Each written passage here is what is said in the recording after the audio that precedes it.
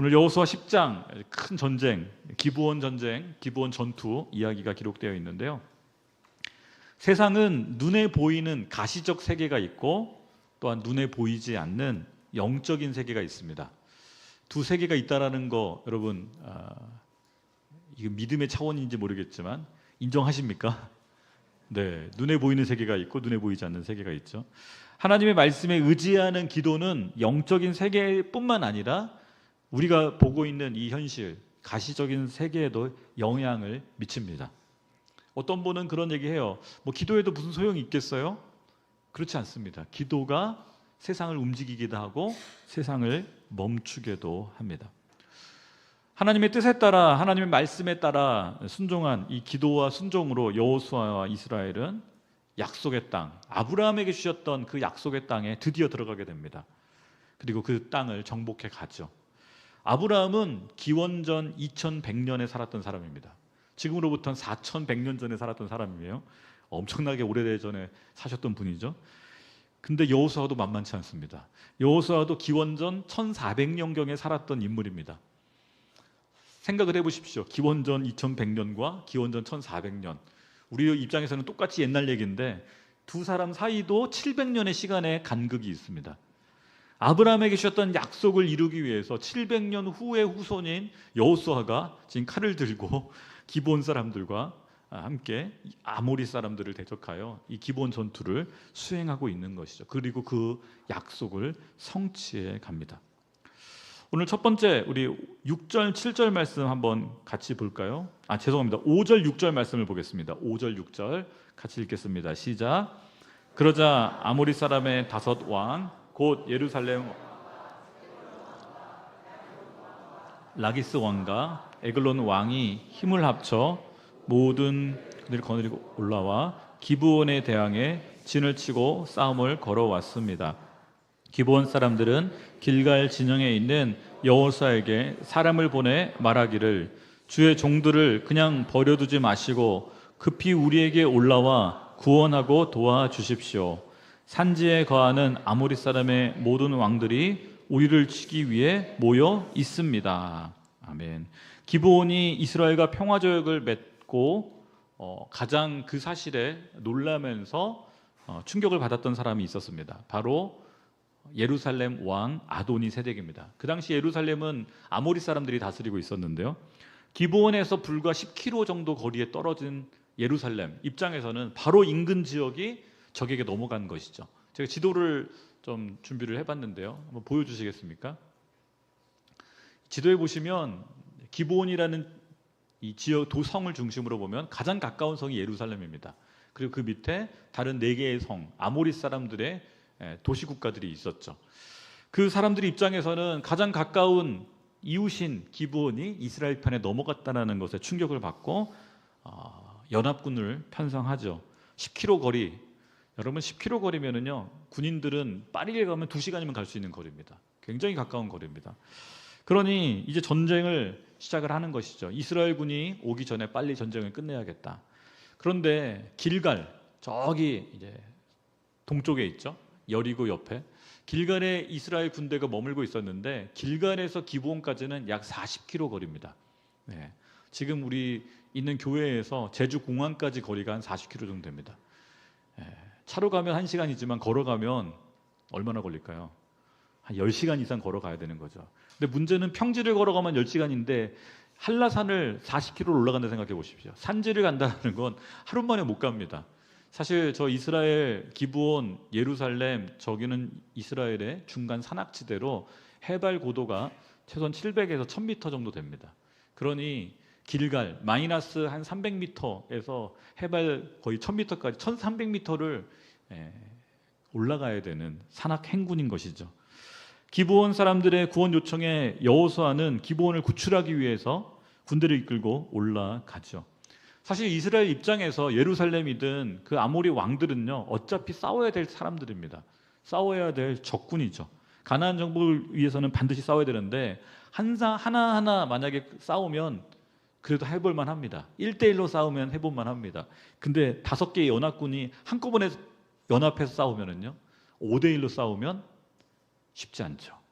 그렇죠? 1대1도 쉽지 않은데 5대1은 굉장히 어려운, 군사 전력적으로 보면 불리한 싸움이죠.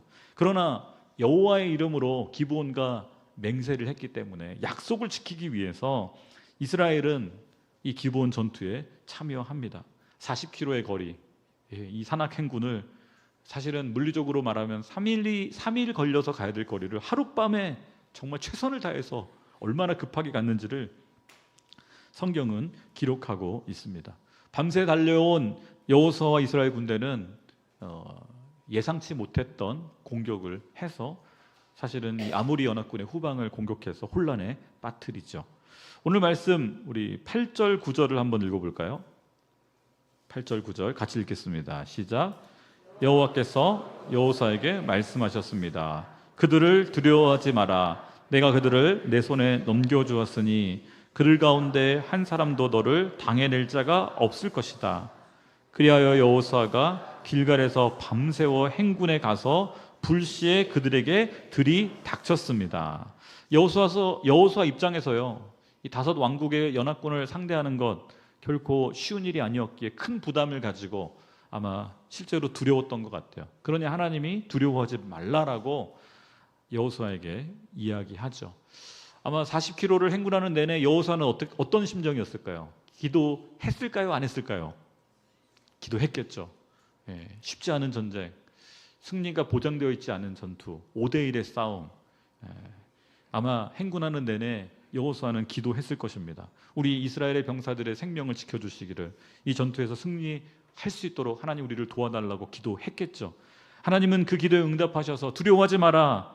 내가 그들 가운데 너를 당해낼 자가 없다. 승리할 것이다 라고 약속의 말씀을 주십니다. 그리고 실제로 10절 11절 보면 하나님이 직접 싸우십니다. 우리 10절 11절 함께 읽겠습니다.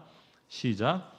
여호와께서는 이스라엘 앞에서 그들을 혼란에 빠뜨려 기브온에서 그들을 대대적으로 사륙하셨고 벳호론으로 올라가는 길을 쫓아 아세가와 막가대에 이르러 그들을 치셨습니다.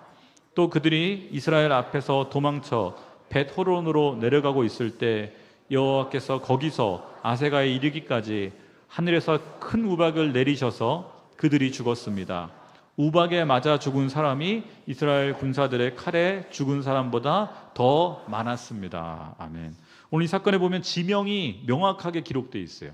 그 이야기는요, 역사적 사실이라는 걸 보여줍니다. 그런데 오늘 이 10절과 11절에 보면 주인공이 누군가? 여호와께서는 하나님께서 친히 싸우시는 걸 성경은 명확하게 보여줍니다. 칼에 맞아 죽은 사람보다 우박에 맞아 죽은 사람이 훨씬 많았다. 하나님의 전쟁임을 보여주고 있죠. 마치 출애굽 당시에 하나님이 이집트 군대와 싸우셨던 것처럼 오늘 이 기브온 전투에서는 아모리 군대와 하나님이 친히 싸우십니다. 그래서 하나님의 전쟁인 것이고 하나님의 승리인 것이죠. 사실 이스라엘 가나안 땅의 가장 큰 세력이 바로 이 아모리 사람들의 왕국들이었거든요. 그들을 격파하지 않고는 가나안 땅을 정복할 수가 없는 전쟁이었습니다. 이 기브온 전투, 이 전투는요, 가나안 정복의 분기점, 어떻게 보면 가장 중요한 전투였죠. 저는 기원전 1400년이니까 지금으로부터 3400년 전에 있었던 전쟁이 우리와 무슨 상관이 있는가? 사실 전쟁은 하나님께 속한 것입니다. 전쟁이 끊어진 적은 어느 시대에도 없었습니다. 여러분, 우리는 감사하게도 지금 전쟁이 없는 한반도를 생각했을 때 평화의 시대를 살고 있지만 여전히 우크라이나에서는 또 중동에서는 전쟁이 계속되고 있죠.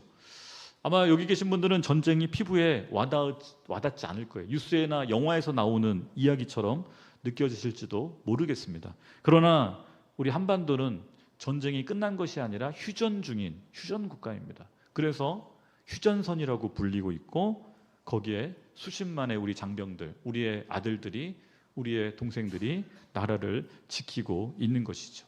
언제든지 전쟁이 일어날 수 있기에 우리는 나라와 민족을 위해 또 우리 군대를 위해 기도해야 됩니다. 아마 여기 계신 남자분들 중에 군대를 갔다 오신 분들은 아마 전쟁을 실감하셨을 겁니다. 저도 처음 훈련소에서 훈련을 받을 때 그때 이제 어떤 훈련체가 이제 받기 직전에 강릉의 잠수함으로 이제 북한에서 이렇게 침투해가지고 하여간 난리가 났던 적이 있어요. 그 사건 직후였기 때문에 훈련이 엄청 힘들었습니다. 총검술이라는 걸 배워요, 남자들은 군대에서. 찌른 다음에 비틀라고 그럽니다. 그래서 이 교관한테 왜 그걸 비틉니까? 그랬더니 그래야 적군을 죽일 수 있다고. 굉장히 잔인한 행동이죠. 그게 몸에 뵐 때까지 연습을 시킵니다. 그래서 우리 아들들은 군대에서 뭐가 됩니까? 사람 죽이는 기술을 배우고 있는 거죠. 슬픈 얘기인 것 같지만 그래야 우리가 살 수 있기 때문에 그렇게 훈련을 받습니다. 저는 1999년 6월 15일을 잊지 못합니다. 여러분에게는 그날이 어떤 날로 다가올지 모르겠지만 1999년 6월 15일 그날 1차 연평해전이 있었습니다. 저는 저희 부대원들을 데리고 유격 훈련을 준비하기 위해서 텐트를 치고 있었습니다. 선발대로. 제가 말년 중이었거든요. 이제 2주 후면 제대하는 그런 사람이었는데, 그런데 갑자기 연락이 왔습니다. 데프콘 발령됐으니 실전이라고, 빨리 들어오라고. 그래서 병사들을 다 트럭에 채우고 이제 본부로 들어오는데 이미 저희 부대는 휴전선에서 딱 10km 떨어져 있는 포병 부대였습니다. 155mm 자주포를 저희가 운영을 했는데 16문의 포를 다 이제 방열을 하고 포탄을 넣고 장약을 다 넣고 선을 다 해서 선을 다 병사들이 잡고 있는 거예요. 그 선을 땡기면 포탄이 북한 땅에 떨어지는 거예요. 북한의 GOP들을 타격하게끔 돼 있었어요. 와, 진짜 전쟁 나는구나. 부대에 복귀해서 실탄 다 지급받고 상황을 육군 본부에서 30분 단위로 계속 연평도에서 해군끼리 이제 전투를 벌이고 있는 상황들이 실시간에 나옵니다. 그 하루는 얼마나 긴지 지금도 기억이 납니다. 아마 기브온 전투에서 여호수아가 그 하루가 굉장히 해가 멈추고 달이 멈춘 그 길었던 하루를 느꼈던 것처럼 저에게도 그날은 잊지 못할 날이었습니다. 우리 말년 중이들끼리 그랬습니다. 2주 후에 전쟁 나면 2주 후에 우리 제대인데 끝났구나. 우리 전쟁이 나는구나. 왜요? 누구든 한 명 땡기면 전쟁이 나는 거예요. 전군이 그랬습니다. 휴전선에 있는 모든 부대가. 왜냐하면 아시다시피 전 세계에서 가장 많은 포가 집결되어 있는 곳이 휴전선입니다. 저는 견습소대장을 5사단에서 GOP에서 일주일간 했었는데 포탄이 떨어지면 5m 간격으로 떨어진다고 예상합니다. 왜냐하면 우리도 그렇게 쏘거든요. 5m 간격으로. 저희가 쓰는 155mm는 살상 반경이 50m입니다. 50m를 죽일 수 있는 포탄이 5m 간격으로 떨어집니다. 휴전선 전 지역에. 그게 전쟁이 일어날 때의 상황입니다. 그래서 전방 GOP 사단들은 목표가 5분 동안 살아남는 게 목표입니다. 슬픈 얘기죠. 5분을 버티는 게 전방 사단들의 목표입니다. 그러면 후방 예비 사단들이 그 5분 동안 준비해서 이제 또 대체해서 들어가는 거죠. 여러분, 우리 아들들이 그렇게 나라를 지키고 있습니다. 5분의 목숨을 걸고. 그래서 우리의 평화는 결코 쉽게 얻어지는 것이 아닙니다. 누군가의 희생, 누군가의 정말 헌신으로 이루어지고 있는 것이죠. 제가 가장 나라와 민족을 위해서 열심히 기도했던 시기가 있습니다. 저희 아이들이 연평도에서 군생활 할 때입니다. 연평도는 수시로 포탄도 떨어졌고 전투도 벌어졌기 때문에 우리나라에 전쟁이 난다면 가장 먼저 공격받는 곳이 연평도이기 때문에 아들이 연평도에서 군생활 할 때 그 1년 6개월은 제가 새벽마다 나라를 위해서 기도했던. 근데 저희 아들이 제대했습니다. 요즘 기도를 안 하더라고요. 네, 여러분의 자녀들이 군대 가면 기도가 절로 나옵니다. 아들들이 선교지를 가면 선교지를 위해 기도가 절로 나옵니다. 그러니까 제가 보니까 인간 방패더라고요. 그렇습니다. 하나님께서 우리나라와 민족을 지켜주는 것 당연한 것이 아닙니다. 저는 그런 생각이 들었습니다. 50만 우리 장병들이 있잖아요. 그 부모님들이 2명씩만 해도 100만 명의 엄마 아빠들이 나라와 민족을 위해 기도하고 있다. 할렐루야. 장병들은 50만이지만 기도의 용사들은 100만의 기도의 용사들이 나라와 민족을 위해 기도하고 있기에 하나님이 보호하사 우리나라가 지금 이렇게 안전한 것 아닌가, 그런 고백을 하게 됩니다. 오늘 말씀 우리 12절부터 15절까지를 같이 읽도록 하겠습니다. 12절 15절 읽겠습니다. 시작. 여호와께서 아모리 사람을 여호수아는 이스라엘의 보는 앞에서 여호와께 말했습니다. 오 해야 기브온에 그대로 멈춰 있어라. 오 달아 아얄란 골짜기에 그대로 멈춰 있어라. 그러자 백성이 적들의 원수를 갚을 때까지 해는 멈춰 있었고 달도 멈춰 섰습니다. 야살의 책에 기록된 대로 해가 중천에서 서서 하루 종일 지지 않았습니다. 그렇게 여호와께서 사람의 말을 들어주신 날은 전후무후무했습니다. 여호와께서 이스라엘 편에서 싸우셨기 때문입니다. 그러고 나서 여호수아는 온 이스라엘과 함께 길갈의 진영으로 돌아왔습니다. 아멘. 상상해봤습니다. 여호수아 장군이 칼을 높이 들고 해야 멈춰라, 달아 멈춰라. 너무 멋있죠. 예. 제가 이과 출신이라 이 구절을 어렸을 때 보면서 그러면 지구의 자전이 멈춰야 되는데 해와 달이 멈추는 건 지구의 자전이 멈춰야 일어날 수 있는 현상이잖아요. 성경이 제가 읽는데 의심이 가득 들어왔습니다. 해가 멈출 수가 없는데, 달이 멈출 수가 없는데 지구의 자전이 멈추면 어떤 일이 벌어지죠? 네, 안 멈춰봐서 우리가 경험 안 해봤기 때문에 지구가 멈추면 종말입니다. 지구는 시속 1650km로 돌고 있습니다. 안 와닿으시죠? 네. 여러분 서울 김포 가실 때 비행기 타고 가시죠? 그 비행기 시속이 약 700에서 800km 정도로 날아갑니다.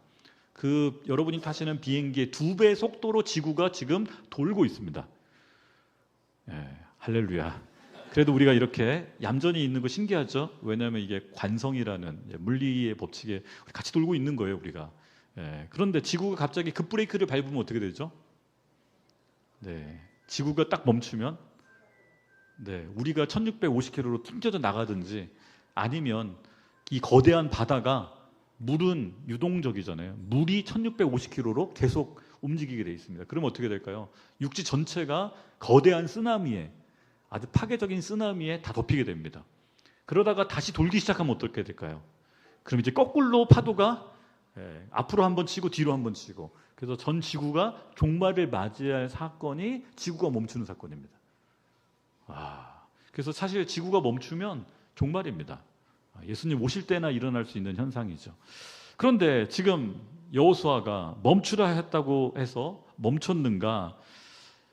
상당히 어렵습니다. 목사로서 이 설교하기가. 네. 이과 출신이라 더 어려운 것 같습니다.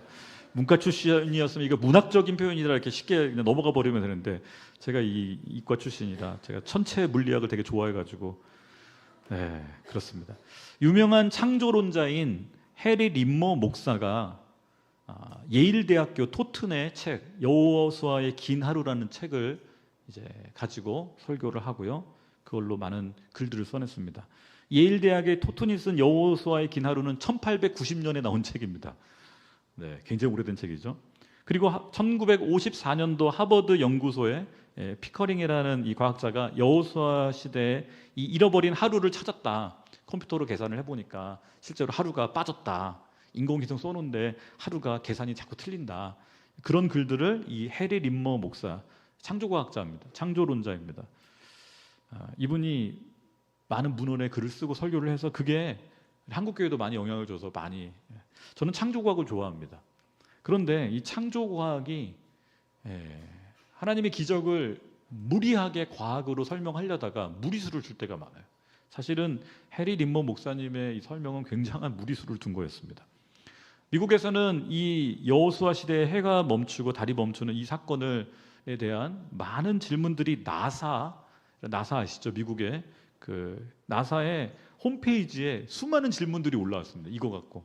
그리고 해리 림머 목사님의 이 설교와 이 발표한 글들을 근거 삼아서 많은 나사가 뭐라고 대답을 했을까요? 나사가 이렇게 공식 답변을 홈페이지에 남겼습니다. 과거로 거슬러 올라가서 특정한 때의 시간이 비었다, 하루가 비었다는 것을 계산하기란 원칙적으로 불가능하다. 이를 계산하기 위해서는 먼저 시간이 작동된 정확한 시점, 시간의 출발점. 여러분 시간의 출발점은 성경에 기록되어 있습니다. 태초에, in the beginning, 그렇죠?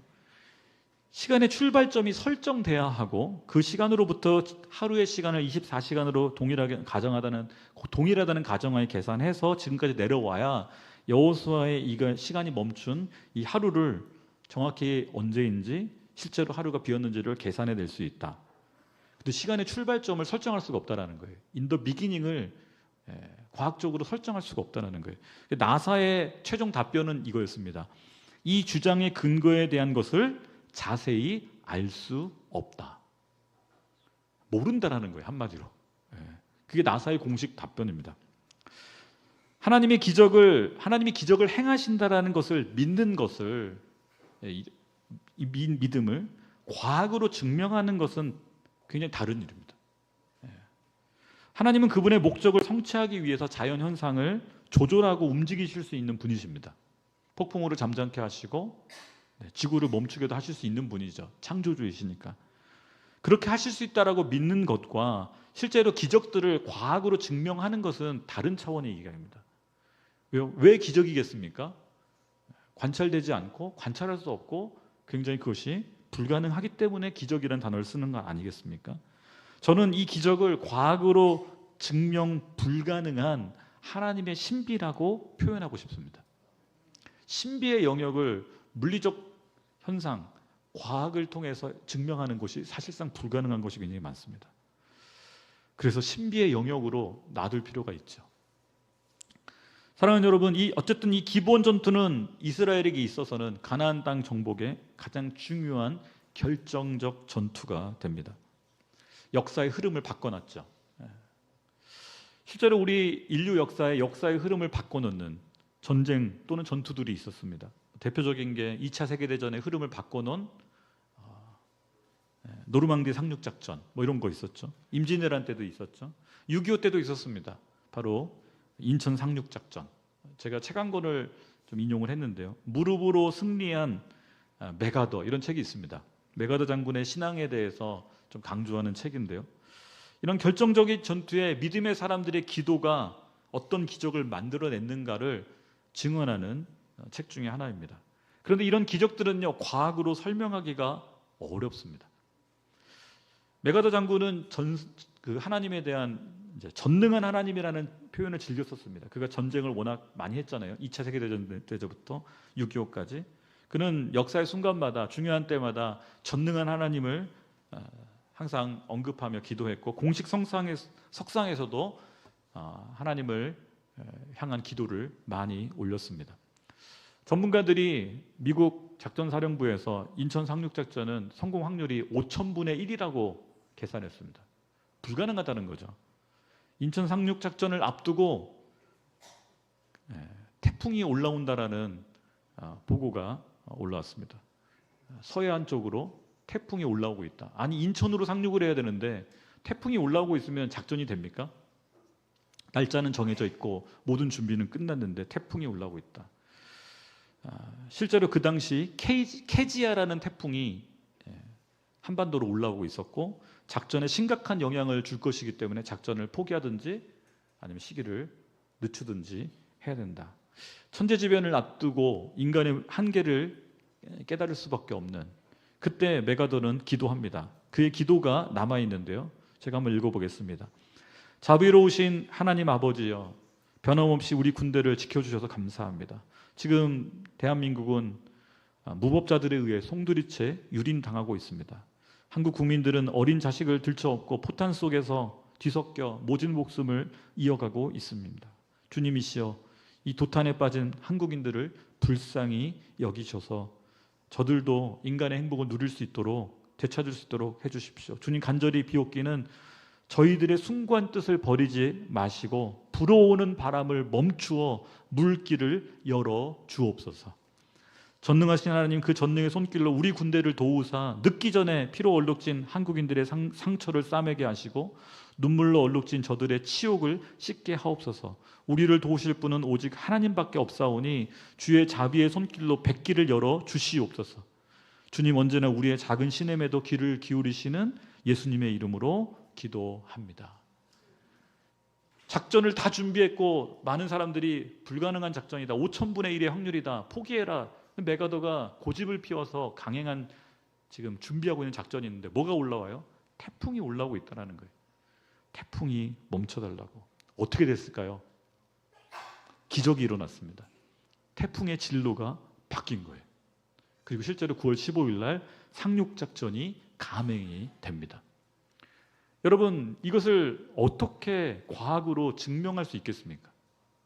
메가더의 기도 때문에 태풍이 바뀌었다라고 어떻게 설명할 수 있겠습니까? 5,000분의 1의 확률을 뚫고 이 작전을 성공해야 되는데, 그러나 역사는 우리는 압니다. 결론을 알죠. 하나님의 은혜로 상륙작전이 실행이 됐고 성공하게 되죠. 저도 메가더는 아니지만 작년에 로잔 대회를 준비하면서 비슷한 상황에 저희가 놓여 있었습니다. 작년 정확히 이맘때입니다. 9월 22일 날 4차 로잔 대회가 해외에서 거의 6,000명 이상의 리더들이 와서 인천 송도에서 대회를 해야 되는데, 저희가 2년 동안 준비를 했거든요, 그 대회를. 그런데 기상 예보가 뜬 거예요. 태풍이 발생했는데 작년에 14호 태풍 플라산이라는 태풍이 올라오고 있다는 거예요. 북상하고 있다는 거예요. 이 태풍의 예상 경로가 서해안을 거쳐서 인천이나 평택에 상륙해서 한반도를 관통해서 간다라고 기상청에서 예보를 했습니다. 정확히 저희가 행사를 하는 그 기간에 어떻게 됐을까요? 저희 국제팀하고 어떻게 해야 되느냐, 대회를 취소해야 되느냐, 태풍이 오는데 이미 사람들이 비행기 다 예약해가지고 오고 있는 상황인데, 이미 온 사람들도 있는데 어떻게 해야 되느냐, 이거 난리가 났습니다. 대회를 취소할 건지 연기는 어떻게 할 수도 없고, 그 상황에서 방법은 하나밖에 없더라고요. 중보기도팀, 그때 저기 복음과 도시의 우리 박태양 목사님이 중보기도 이제 본부장이었는데, 모든 책임은 중보기도팀에서 갖는다. 중보기도자가 한 7,000명 됐습니다. 금식하며 기도하라.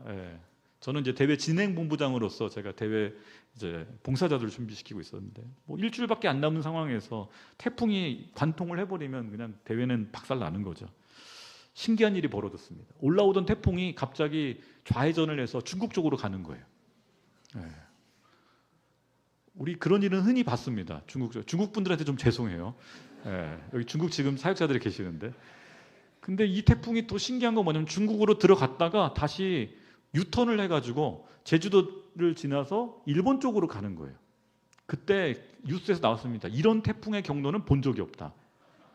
아니, 올라와야 되는 태풍이 갑자기 좌회전했다가 유턴해서 우회전해서 일본 쪽으로 해서 태평양 쪽으로 해서 소멸돼 버리는 거예요. 기상청에서 뉴스에서 이런 태풍의 경로는 관측 이래로 본 적이 없다. 아무도 믿지는 않겠지만 저희 중보기도팀은 우리의 기도 때문이다라고 강력하게 이야기했습니다. 우리가 7,000명이 눈물로 금식한 기도했더니 하나님이 태풍이 한반도로 올라오지 못하도록, 서해안으로 못 올라오도록 얘를 막아주셨다. 여러분, 과학적으로 설명할 수 있겠습니까? 설명할 수가 없죠. 근데 일어났어요. 그리고 많은 사람들이 경험했어요. 그리고 증언했습니다. 하나님, 그래서 대회가 너무 맑은 날씨에, 태풍이 올라오기 전이니까 바람도 시원해지고 일주일 사이에 완전히 땡볕이 서늘한 바람으로 바뀌어서 너무 대회가 은혜롭게 진행됐습니다. 여러분, 6.25 때도요, 메가더 한 사람만 기도한 것이 아니었습니다. 그 당시에 부산의 초량교회에 피난 온 수백 명의 목사님들과 성도들이 부산 초량교회에 모여서 2주간 눈물로 기도했습니다. 하나님, 낙동강 전선이 무너지면, 우리 부산이 뚫리면 우리는 바다에 빠져 죽어야 됩니다. 그때 한 목회자의 증언이 이렇게 남아 있습니다. 부산마저 빼앗기면 어디로 갈 겁니까? 현해탄밖에는 갈 곳이 없습니다. 전국에서 모인 목사님들과 성도들이 부산 초량교회 마룻바닥에 모여서 눈물로 과거 신사참배 죄부터 시작해서 개인의 죄까지, 있는 죄, 교회의 죄 다 회개하며 기도했습니다. 그럴 때 한 목사가 이렇게 외쳤습니다. 인민군이 압록강까지 후퇴할 것이다. 예언이었죠. 불가능한 거예요. 지금 우리는 낙동강까지 지금 밀렸는데 무슨 압록강입니까? 낙동강인데 지금. 그런데 한 목사님이 영적인 세계를 본 것이죠. 하나님께서 저들을 압록강까지 밀어붙이실 것이다. 그리고 그 집회가 끝나고 3일 후에 인천 상륙작전이 진행됐습니다. 설명하기 어렵죠. 당시 서울을 수복하고 나서 메가더 장군이 이승만 대통령에게 이렇게 얘기했다고 합니다. 대한민국 수도 서울을 이승만 대통령 각하가 영도하는 대한민국 정부에게 돌려드립니다. 오늘의 승리는 오로지 하나님의 도우심이 없었다면 불가능했을 것입니다. 이제 서울 시민들은 공산군의 압제에서 해방되어 자유와 인권을 찾게 되었습니다. 이승만 대통령도 눈물을 흘리며 메가더 장군의 손을 잡고 이렇게 답했다고 합니다. 대한민국을 되찾게 도와주신 하나님께 감사드립니다. 사랑하는 성도 여러분, 메가더 장군의 기도, 초량교회에서 모였던 성도들의 기도를 저는 하나님께서 사용하셨다고 믿습니다. 올라오던 태풍을 진로를 변화시키시는 하나님의 기적, 과학으로는 설명하기 어려운 신비이지요. 그러나 일어났습니다. 그리고 많은 믿음의 사람들이 그 현장에서 하나님이 하셨다라고, 하나님의 기적이라고 고백하며 증언하고 있습니다. 예수님께서 이런 약속의 말씀을 주셨습니다. 마태복음 18장 18절, 내가 진실로 너에게 말한다. 무엇이든지 너희가 땅에서 매면 하늘에서도 매일 것이요, 무엇이든지 너희가 땅에서 풀면 하늘에서도 풀릴 것이다. 땅에서 이 가시적인 세상에서 우리가 기도하는 것, 보이지 않는 영적인 세계를 변화시키는 것이죠. 매이게도 할 것이요, 풀게도 할 것이다. 우리의 기도가 세상을 움직이게도 하고 세상을 멈추게도 하는 것이죠. 너희 가운데 두 사람이 땅에서 어떤 일이든지 마음을 모아 간구하면 하늘에 계신 내 아버지께서 그들에게 이루어 주실 것이다. 두세 사람이 내 이름으로 모이는 곳에는 나도 그들 가운데 있다. 오늘 우리가 예배 때마다 나라와 민족을 위해 기도합니다. 단 1분, 2분, 5분의 짧은 기도지만 저는 하나님께서 듣고 이 나라의 민족을 지켜주실 줄 믿습니다. 우리가 평화 통일을 위해 기도할 때, 북한을 위해 기도할 때, 비록 물리적 세상에서, 가시적 세상에서 아직 일어나고 있지 않지만 영적인 세상에서는 공중 권세 잡은 자들이 패하여 떠나가고 평화 통일이 올 줄 믿습니다. 그 역사의 주관자 되시는 하나님께 오늘도 기도함으로 하나님의 기적을 체험하는 저와 여러분 되시기를 축복합니다. 함께 기도하겠습니다. 우리 시간 같이 한 번 더 기도할 때, 하나님, 우리가 기도하는 자 되게 하여 주옵소서. 나라와 민족을 위해서 기도하고, 하나님, 이 나라와 이 민족 평화 통일될 수 있도록, 전쟁이 일어나지 않도록 주님께서 천군천사로 보호하여 주옵소서. 하나님, 기도할 때 하나님의 기적, 하나님의 역사를 체험하는 우리가 되게 하시고 하나님께 영광 돌리게 하여 주옵소서. 이 대한민국이, 이 한민족이 주님 손에 있음을 고백하오니 주께서 지켜보호하여 주옵소서. 한 번 더 기도하도록 하겠습니다. 하나님, 그렇습니다. 하나님, 6.25의 전쟁을 통해서 폐허가 됐던 이 나라가 이렇게 된 것 주의 은혜입니다. 하나님, 태풍의 진로를 변화시키시는 하나님을 찬양합니다. 하나님, 태양과 달을 멈추게 할 수 있는 하나님을 찬양합니다. 우리의 이성으로, 우리의 과학으로 증명할 수 없는 많은 일들이, 많은 신비들이 일어납니다. 그것이 하나님의 역사임을, 하나님, 기도하는 자들의 그 기도에 응답하시는 하나님의 신비로운 역사임을 고백하오니 주님 응답하시고, 하나님, 땅에서 매면 하늘에도 매일 것이요 땅에서 풀면 하늘에서도 풀릴 것이라 말씀하신 주님, 영적인 세계가 움직여짐으로 이 땅의 현상계가 변화되는 역사를 경험하게 하여 주옵소서. 남과 북이 함께 하나님을 예배하는 그날이 속히 오게 하시고 평화 통일이 오게 하여 주옵소서. 주님의 역사를 사모합니다. 하나님, 그렇습니다. 기도하는 자들의 그 기도를 사용하시는 주님 감사드립니다. 여호수아와 함께 하셨고 메가더 장군과 함께 하셨고 부산 초량교회에서 기도했던 그 무명의 성도들의 함께 하셨던 주님, 오늘도 무명의 성도로 기도하는 하나님, 이곳에 모인 주의 백성들의 기도에 응답하사 이 나라의 민족이 예배하는 민족, 하나님, 선교하는 민족, 하나님, 평화를 이루는 민족 되게 하여 주시옵소서. 특별히 남북이 전쟁 없이 평화 통일을 이룰 수 있도록 주여 긍휼을 베풀어 주시옵소서. 그렇게 행하실 주님을 찬양하며 감사드리며 예수님의 이름으로 기도하였습니다.